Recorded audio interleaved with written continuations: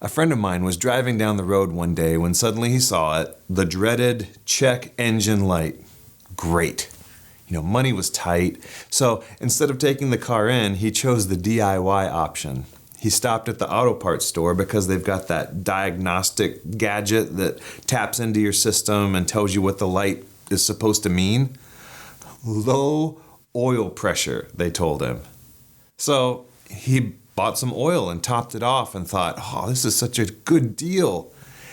Except the warning light was still on. So he figured there had to be a clog. So he flushed the whole system and replaced the oil and the filter. And after hours of work, he's like, that'll do it. But it didn't.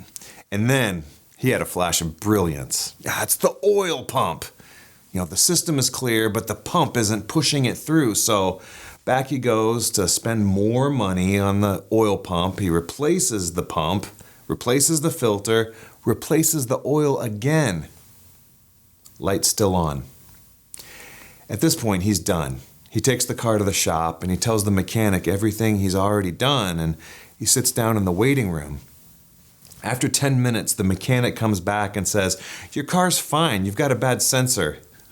And that's the moment when the story shifts, because the problem wasn't what the sensor was warning him about. The problem was the sensor itself. The warning light wasn't revealing any real crisis. The warning light was lying to him. Now, why did I tell you that story? Because you and I have sensors too. They're called emotions. When they're working, they're amazing. They help you respond to what matters.